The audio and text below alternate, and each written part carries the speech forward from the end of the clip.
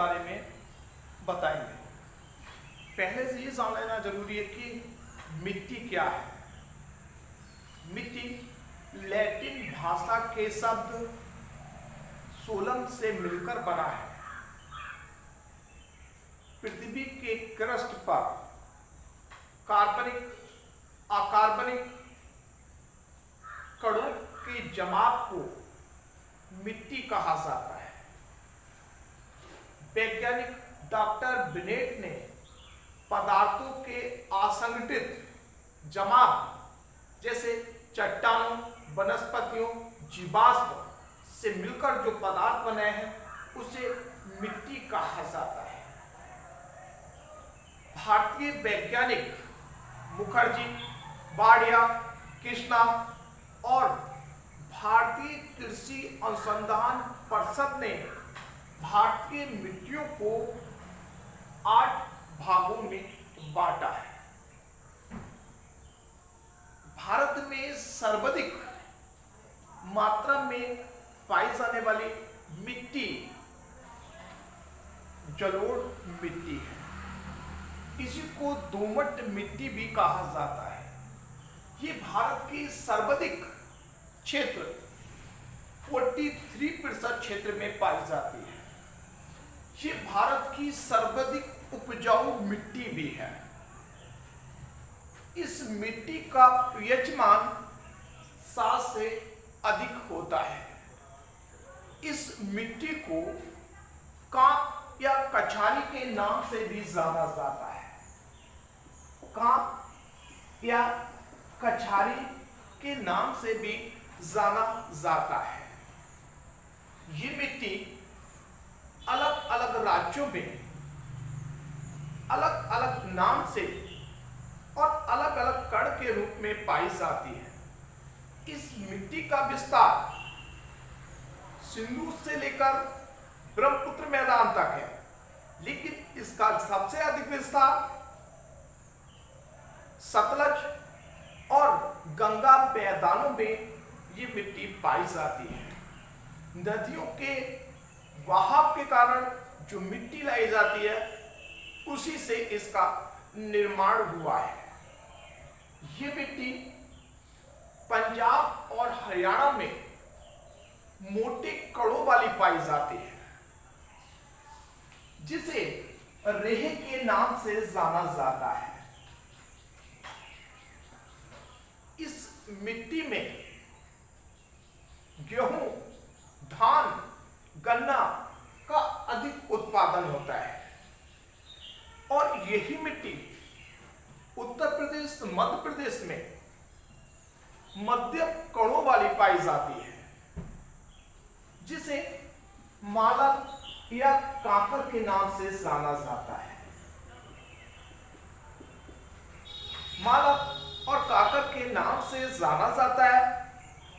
इस मिट्टी में, मृदा में धान, गन्ना, गेहूं का अधिक उत्पादन होता है। यही मिट्टी पश्चिम बंगाल में बहुत महीन कणों वाली पाई जाती है, जिसे चिकनी या चीकट मिट्टी कहा जाता है। इस मिट्टी में धान और जूट का अधिक उत्पादन होता है। ये सर्वाधिक उपजाऊ मिट्टी है।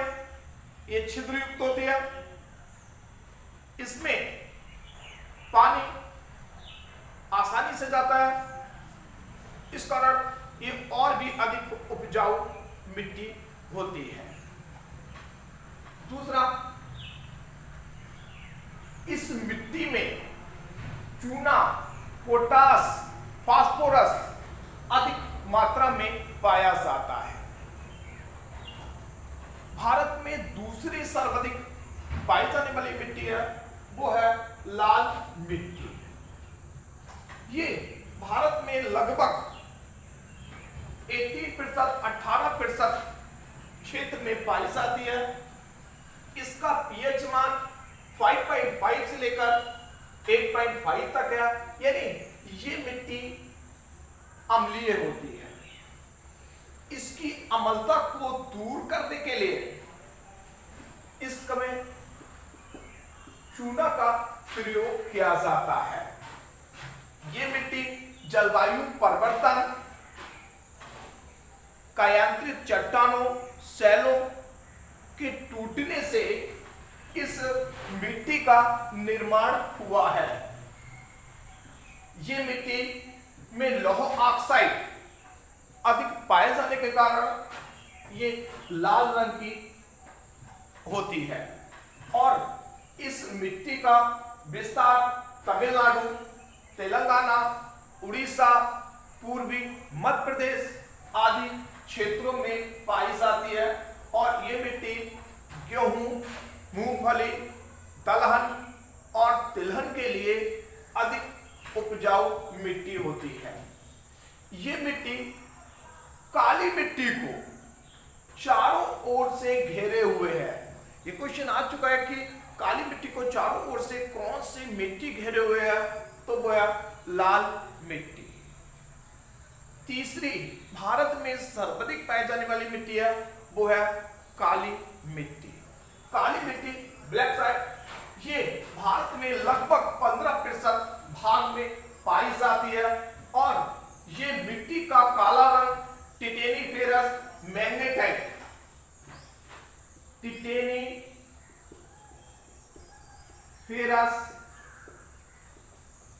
मैग्नेटाइट और जीवाश्म के कारण होता है। इसका काला रंग टिटेनीफेरस मैग्नेटाइट और जीवाश्म के कारण होता है। इस मिट्टी में लोहा, मैग्नीशियम, एल्युमिनियम और चूना अधिक मात्रा में पाया जाता है। ये मिट्टी को इस मिट्टी में सर्वाधिक मात्रा में कपास की खेती होती है। कपास के लिए सबसे अच्छी मिट्टी है, इसीलिए इसे कपासी मिट्टी भी कहा जाता है। ब्लैक कॉटन सॉइल कपासी मिट्टी भी कहा जाता है। इस मिट्टी का सर्वाधिक विस्तार महाराष्ट्र, गुजरात,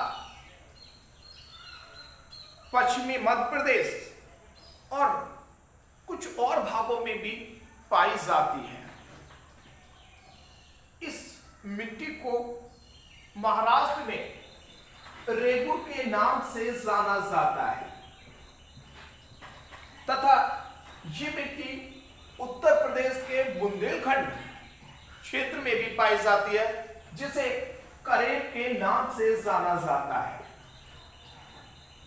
इस मिट्टी का अंतरराष्ट्रीय नाम चरनोजियम है।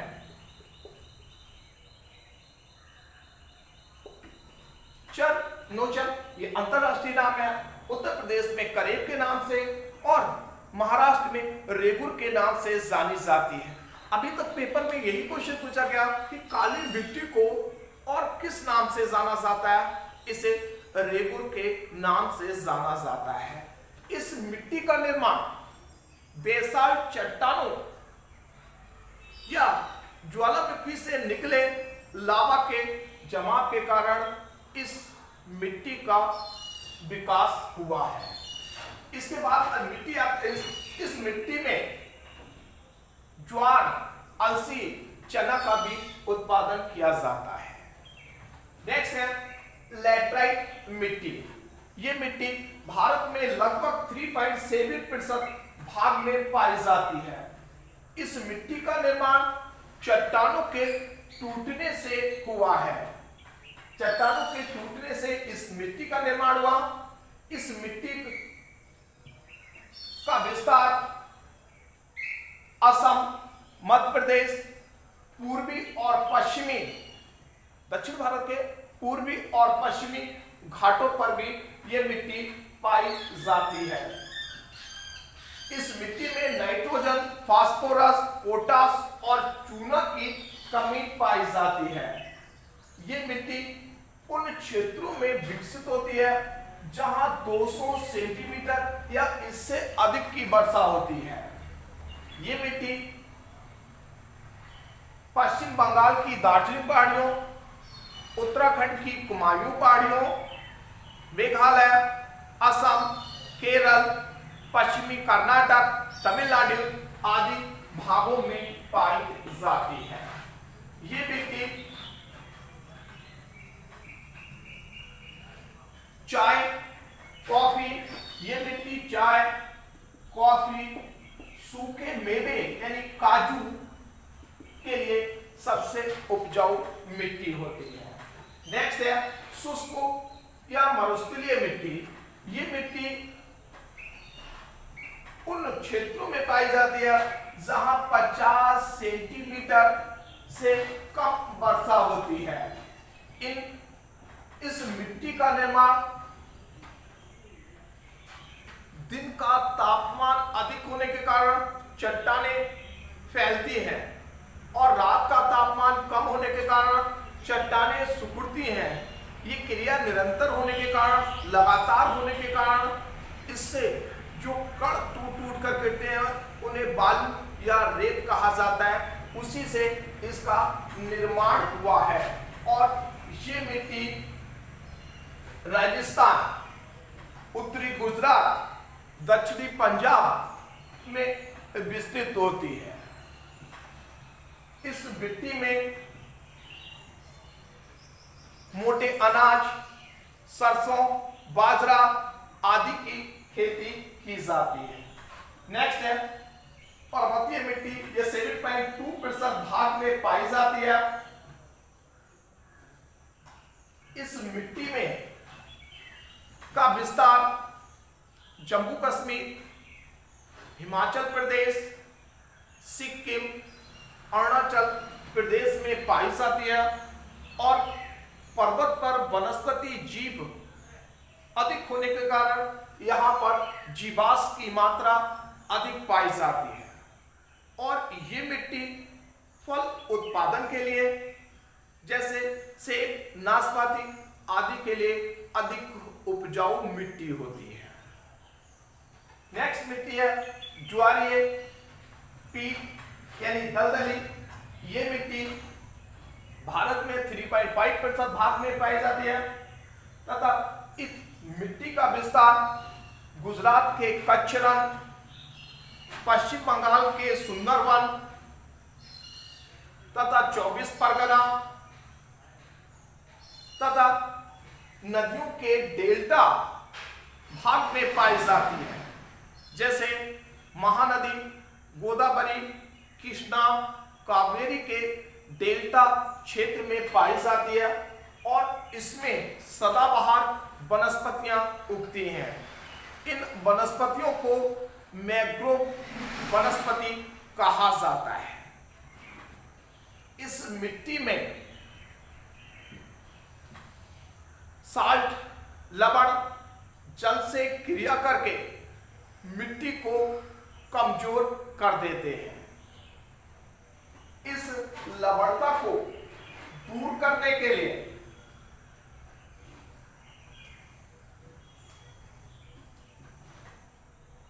इसमें जिप्सम यानी चूने का प्रयोग किया जाता है।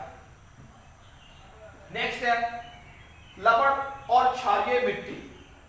ये भारत में 2.5% भाग में। एक क्वेश्चन इसमें और आता है कि सबसे ज्यादा जीवाश्म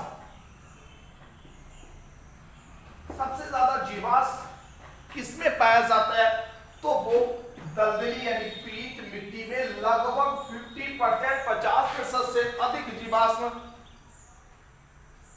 दलदली पीट मिट्टी में, ज्वारीय मिट्टी में पाया जाता है। नंबर 2 पर अगर पूछता है जीवाश्म तो पर्वतीय मिट्टी आता है। ये चीज का ध्यान रखना। नेक्स्ट है लवण या क्षारीय मिट्टी। ये 2.5% भाग में पाई जाती है। अरावली पहाड़ियों के अपरदन के कारण, क्षरण के कारण इस मिट्टी का निर्माण हुआ। इस लवणता को दूर करने के लिए कैल्शियम सल्फेट या जीवाश्म का प्रयोग किया जाता है, या जिप्सम का प्रयोग किया जाता है, कैल्शियम सल्फेट का प्रयोग किया जाता है। अभी तक भारतीय मिट्टियों में इन्हीं से ज्यादातर क्वेश्चन पूछे गए हैं। एक क्वेश्चन आता है कि रेंगती मिट्टी क्या है? मिट्टी के क्षरण अपरदन को रेंगती मिट्टी कहा जाता है। मिट्टी के कटाव को रेंगती मिट्टी कहा जाता है, क्रॉपिंग डेथ। इसे रेंगती मिट्टी क्रॉपिंग डेथ बोला जाता है। दूसरा क्वेश्चन ये पूछता है मिट्टी मृदा में सबसे कम कौन सा तत्व पाया जाता है? तो वो है जस्ता। जस्ता मिट्टी में बहुत कम तत्व पाया जाता है। दूसरा, मिट्टी की उर्वरकता बढ़ाने के लिए किस फसल का प्रयोग किया जाता है? तो वो है उड़द। उड़द का प्रयोग किया जाता है। अगर यही पूछे कि किस फसल से अधिक नाइट्रोजन प्राप्त की जा सकती है, तो वो है मटर। अगर उर्वरकता पूछता है, उड़द का प्रयोग करोगे। नाइट्रोजन भरपूर पूछे तो मटर का प्रयोग किया जाता है। दूसरा, कि फसल उगाने के लिए पीएच मिट्टी का कितना फसल के लिए उपयुक्त होता है? तो पीएच 6 से 7 पीएच अधिक सुटेबल होता है। आज के लिए इतना ही। बाकी नेक्स्ट उसमें आपको हम नदियां, दर्रे, बंदरगाह और उसके बारे में विस्तार से बताएं। ठीक है।